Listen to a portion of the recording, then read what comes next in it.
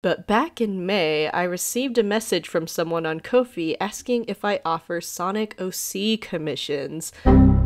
Hello everyone, my name is Elena, aka Minty Mito, and if you're new here, welcome, and if you're not, welcome back to my channel where I do fun art challenges and talk about whatever's on my mind. And today we are talking about the world of art commissions, a magical realm where people will pay you to do what you love to do, make art, right? But sadly, I am here to say that it's not that simple. The reality of doing art commissions, as someone who's been doing them on and off for about a decade now, is that there are a lot of harsh truths and hardships that come with doing art commissions, especially when you're first starting out. So I wanted to talk about some of those hard truths and the difficulties I've personally faced doing art commissions and the changes that I've decided to make with my own art commissions moving forward as a result. And while I'm yapping about all this, I'll be showing the time lapses for some commission samples of what I will be offering, so feel free to grab your tablet or sketchbook and draw along with me, and let's get into it.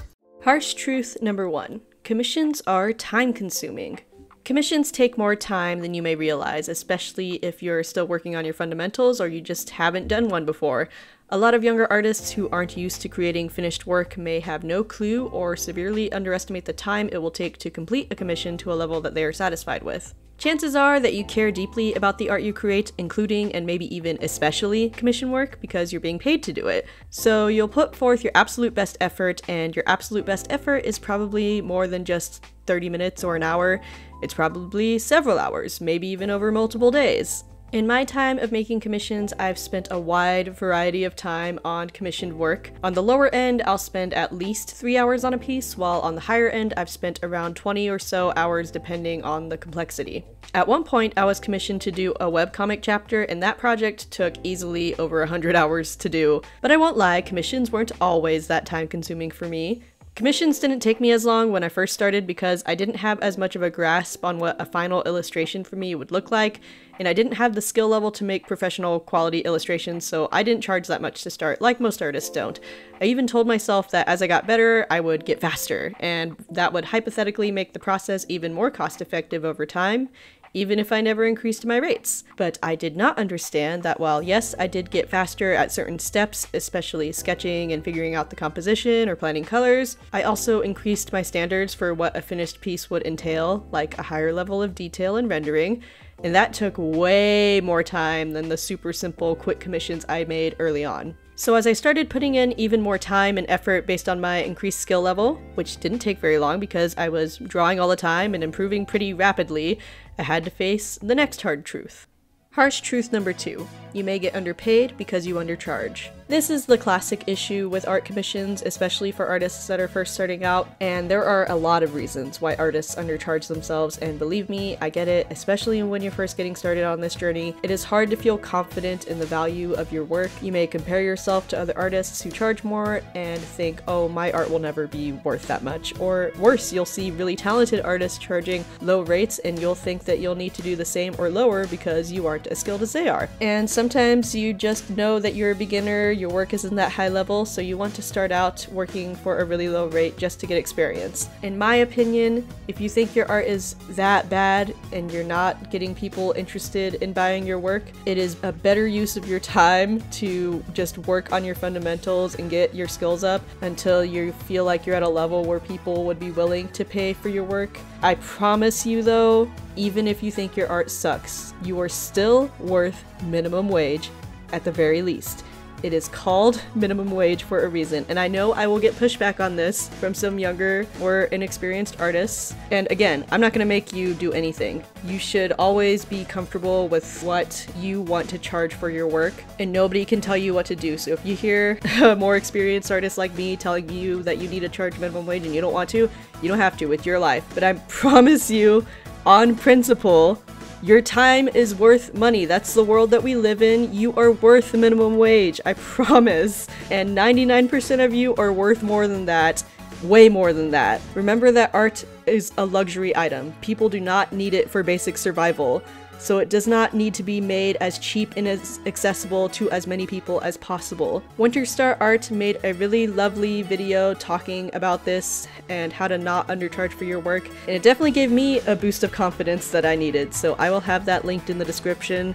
If you are feeling really insecure and unconfident about valuing your work, I encourage you to watch that video. I hope that it will help. Something I wish I had learned sooner was how much professional industry artists make for their work. Whenever art commissions are discussed in the online art community, people are usually referring to individuals who are asking artists for personal work. But these aren't the only types of commissions that exist. The Graphic Artists Guild is an organization that advocates for artists, and they regularly release handbooks on pricing and ethical guidelines for all kinds of artwork like illustration, design, animation, crafts, and more. And the pay rates for professional commercial illustration are way higher than what a lot of artists will charge for personal art commissions online. And that's understandable since commercial commissions are usually done for companies and organizations with larger budgets. But when I was a younger artist, I just didn't realize how large the difference is in rates. For example, for advertising illustrations, they can be several $100s for a small spot illustration or thousands of dollars for a full spread. There's a site called Rate Finder, which I will have linked in the description, which has a database of pay rates that illustrators have received from specific companies. Everything from a $500 spot illustration to a $12,000 advance for a graphic novel, and many of these jobs even included royalties. And if you feel like you're an artist of a high skill level who's ready to take on these types of jobs, I cannot recommend Anusha Syed's channel enough. She helps to demystify the freelance illustration field and explains how to get involved in doing these types of large-scale commissions for larger clients. I will link her video on determining freelance rates in the description. It was really helpful for me to determine my hourly rate for freelance work. And again, obviously this information isn't that applicable to the average amateur artists selling commissions online to individuals, not organizations, but I wanted to bring it up because it helped me realize how valuable art is. So many of us fall for this lie that artists are doomed to be broke and starving, even though there are so many high-paying positions and opportunities out there just for artists. And that's part of why a lot of us undercharge for commissions, because we are told our work is inherently not valuable, and so we set our prices as low as possible in the hopes of getting as many commissions as possible. We think that quantity over quality is what will get us the success we desire. And this brings me to my next harsh truth. Harsh truth number 3, you might make work you're not proud of. In an effort to make as much money as possible, many artists start taking on any and all work that they can, and this leads to a lot of issues aside from the obvious one about being underpaid for your time, because I already talked about that. But it's possible to take on more work than you can handle, which will lead to burnout or not completing commissions to the standard that you would like. You can also end up taking on jobs that don't suit what you're best at or what you like to do. I know a lot of illustrators, including myself, will agree to doing things like a graphic design commission just to get some extra cash. And maybe you'll do a good enough job to satisfy your customer, but what about you? Is that something you'd be happy to show off in your portfolio? Are you hoping to have a career in graphic design? And then you have to think, what even are your long-term goals as an artist? Am I just trying to draw whatever other people tell me to draw for very little money for the rest of my life? It is so disheartening to put so much time into a commission and then realize it just doesn't align with the kind of work that speaks to you. Or maybe you do decide to start valuing your time, and so you only work on commissions for a specific number of hours, but then you realize that you're not proud of what you made because if you had really put your all into it, you definitely would have spent more time on it. This was the biggest issue I dealt with in more recent years. There was a point in my freelance journey where I realized I was seriously undercharging for my work based on how much time I put in, but I was still so afraid of raising my prices. I didn't feel confident enough in my work to raise my rates any higher than what they were. You know, this calls back to what I was saying in the previous section. You know, you don't have to raise your prices if you don't want to. I wish I could go back in time and tell that Elena that this feeling meant that I should probably take a break from commissions and just work on developing my skills, but that's not what I did. Instead, I decided my rates would stay the same, and I would value my time by only working on commissions for a specific number of hours based on the set pay rate so that I could at least make minimum wage. This backfired, of course. I either wasn't happy with what I made in that time frame and ended up spending more hours on it anyways, or I would honor my time, say it was done, and then feel defeated because I had just created something that wasn't my best effort and didn't do anything to challenge me or help me grow.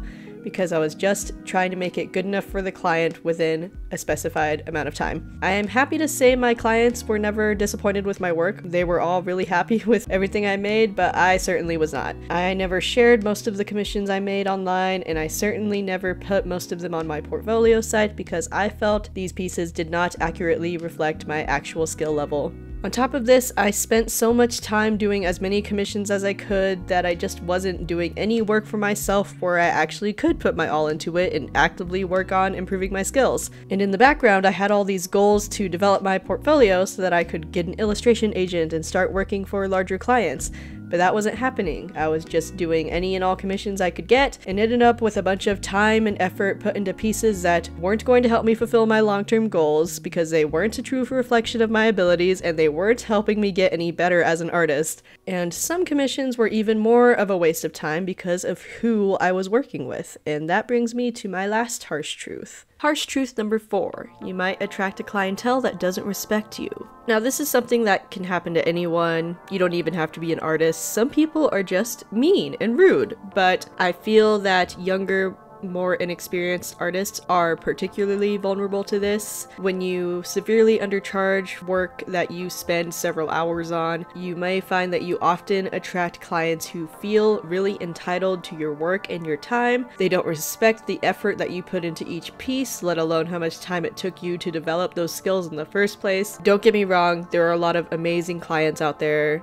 I can say, at least on my experience, the vast majority of the people I've worked with were fantastic, but not everyone is. There are some people who have no understanding of how art works or how time-consuming great illustrations are, and many grew up with the same belief that a lot of us did, that art isn't valuable and artists are doomed to starve, which I already pointed out is a lie. So there are some people who will approach you with a power trip complex and have a really condescending attitude because they have no respect for who you are or what you do, and they'll treat you like you're lucky to have them even consider paying you for your art. My advice is to not work with these people if you can help it, and usually you can avoid these types of people even approaching you by charging more in the first place. Sometimes they'll come around to say that your art isn't worth as much as what you're charging just to knock you down a peg, but that is for you to decide. You charging a high price for your work isn't hurting anybody. At the very worst, it might mean you don't sell as much. Or maybe it means you'll make a lot more money selling one commission than other people would selling 20. Brad Colbo did a great video on this topic recently as a response to people being really angry that comic book legend Jim Lee was charging $25K for commissions, and a lot of people might be shocked or even angry hearing that number, but Brad does an amazing job breaking down why this price is perfectly fine for this particular artist who is, again, a comic book legend with a massive dedicated fan base. Now, you may not be Jim Lee, but your work is probably more valuable than you think. Some artists may need to take time to develop their fundamental skills more, but if you feel that you're an experienced and skilled artist in your own right, you can put yourself out there and find your people who like you and your work and are willing to pay you what you're worth. This is easier said than done, but as you develop your skills and experience, this is something that you should be keeping in mind as an artist. I've worked with my fair share of clients who did not respect me or my time. There was one client who straight up didn't pay me at all after I fully finished an illustration, so that was fun. This was pretty early on in my journey though, so I learned my lesson, and definitely keep this in mind. You should charge at least half the payment up front to avoid this problem. But most of the people I've worked with have been great, and I'm really so truly grateful to those who have commissioned me in the past. There were plenty of times where I was so proud of the work I did and I had such a great time making them. However, because of the harsh truths that I've outlined in this video, I don't really do commissions that much anymore. Aside from saying at the end of my videos that they're available, and I say it really quickly, I don't advertise or talk about them because they honestly stopped being enjoyable for me a long time ago. I considered just not even taking commissions or offering them anymore, but the truth is that I really do like drawing for other people, just the ones that I had been making weren't fulfilling to do because, like I said, they were too much work for too little money, they weren't high quality enough for my portfolio because I refused to spend too much time on them, or they were done for people who didn't respect my work, and overall, just weren't worth my time. So I thought to myself, what changes can I make so that commissions can be worth my time?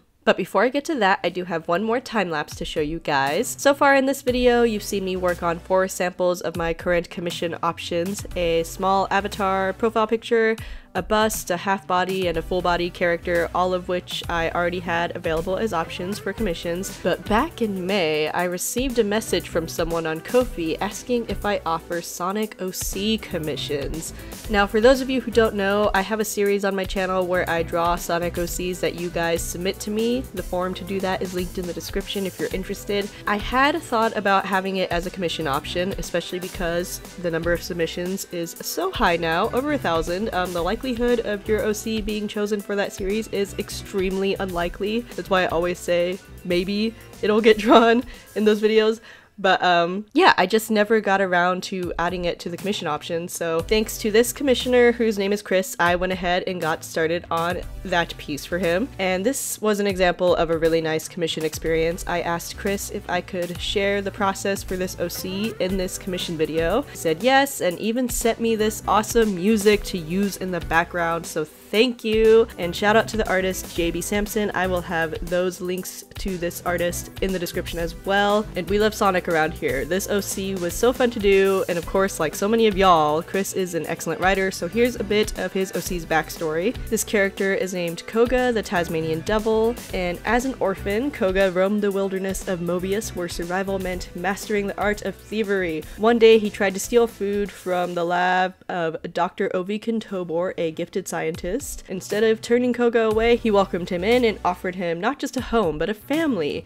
Koga started an unexpected friendship with Sonic the Hedgehog, and they started bonding over exciting action movies and funky New Jack Swing tunes, but tragedy would soon strike. A failed Chaos Emerald experiment turned Kintobor into the deranged Dr. Robotnik. Sonic managed to escape, leaving Koga behind, a betrayal that cut really deep. Captivity under Robotnik's rule subjected him to cruel experiments. The Emeralds did grant Koga superpowers and autism. I just wanted to mention, I think this is the second time I've drawn an OC where Chaos Emeralds gifted a character with neurodivergence, so that's kind of funny. Anyways, a glimmer of hope emerged when Koga broke free from the maximum security wing of Robotropolis. Hungry and weak, he stumbled upon a secret dojo hidden in the mountains. He found more than a refuge in its walls, he found purpose. He was liberated and battle-tested. Currently, his whereabouts are unknown, but a series of daring heists in Mobius hint at Koga's return and an epic showdown with the Blue Blur and the Mad Doctor. Wasn't that so well written? I had to share it. Thank you again for commissioning me, Chris. Thanks for getting me started with this Sonic OC commission option. And so now, if you're somebody who really wants me to draw your Sonic OC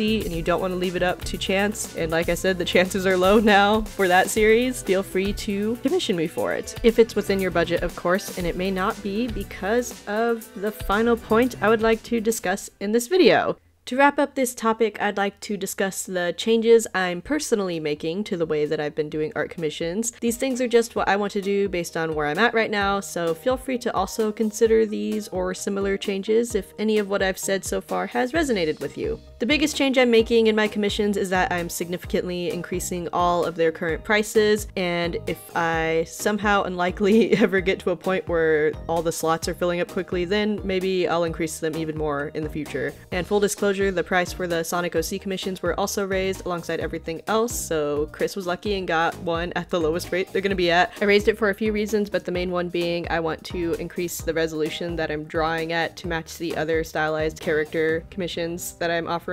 I understand higher prices will mean that I probably won't get nearly as many commissions as I used to, but that's kind of the point. I don't want to take on tons of commissions anymore. I want them to be an occasional job that is well worth my time if I do them. The higher price point will give me the freedom to put my all into any commissions that I get instead of trying to work within a certain number of hours just to ensure I'm at least making minimum wage. I'm done with that. I used to have the mentality that I wanted to appeal to as many people as possible with my commission offerings, but now I just want them there as an option for the people who really resonate with my art and really want it. And that's not going to be everybody. It's not going to be most people, but that's okay. And most importantly, there are other streams of art income I just want to prioritize more, like growing this YouTube channel. And I want to get back into selling at conventions and start selling at markets because I've been going to those as a consumer more often and I really enjoy them and I see a lot of artists, so I want to get into that. And I'd also like to start up an online store again. So I definitely don't want commissions to be my main focus focus or take away from any of those things. I just want it to be an option available, again, for people who are just really into my work and specifically want something from me. I will also be niching down and only doing fully rendered character illustrations. No more sketches, no more logo designs. Character illustration is a type of work I want to do in the long run, so now if I do get a commission, it will be for work that I can use to develop my skills and add to my portfolio, which will hopefully help me with my long-term goals, like getting an illustration agent. In the very unlikely case that there's more interest than I'm ready for, I'll also be doing a very limited number of slots for these commissions. Aside from the ones I've shown in this video, there are a couple other commission options I'd like to have there, but I haven't had the time to make samples for those yet, so maybe I'll do another commissions related video in the future. I feel like this is a topic I could talk about all day. I'm probably reiterating the same points over and over again, but I'm really passionate about just making sure that artists are paid what they're worth and value their work. So in the meantime, these are all the commission options I'll be offering for now. I'd put the prices on screen, but I honestly I'm afraid that somebody will see this video in like a year and maybe the price will be different. I don't want them to think that they know the price and then go to my page and see that it's higher. And so if you want to know what my current prices are for my commissions, you can head to the link in the description. It will be right there and it will be clearly labeled whatever it happens to be at the point of you watching this video. And there you'll also find extra information like what size each commission is, terms of service, anything like that, and you can also send me messages on there if you have any questions. Thanks so much for watching. I know I didn't do an upload in June, sadly, for health reasons, and that's also why my voice might sound a little weird and why I might sound a bit unenergetic compared to usual, but I am feeling better and I'm excited to be back and finally doing this video that I've had in mind for ages. I hope it was helpful for anyone who is thinking of starting their art commission journey. It is rewarding, but it's tough. And for anyone out there who already does commissions, I hope that it was validating, and I hope that you are encouraged to think about how much time and effort you spend on your work and whether or not you feel like you're being properly compensated for your skill level and time and all that jazz. I know that it's hard. I've been there. I have been undercharging for a very long time, so I understand how difficult it is. Do not pressure yourself to do anything you're not comfortable with. But also for my fellow commission artists out there, I have a question. What commission platform do you think is the best for artists? I know of a few. I'm using Ko-fi right now, but I know that there's VGen and Artistry. I'm just curious, what sites do you use or know about? What have you heard? I'd love to check them out and read what you guys have to say. And also, if you have any commission horror stories, please let me know. I would love to hear about that. So along with the link to tip/commission me, you can find all my other important info like my tools, my socials, my BLM art fundraiser down in the description, and also all the links to all the videos and people I mentioned in this video. There was a lot this time, so please go check those out, especially all the videos I shouted out there. Very helpful and inspiring, so highly recommend those for any artists looking to start commissions. And that's it for this one, and I'll see you guys next time. Bye!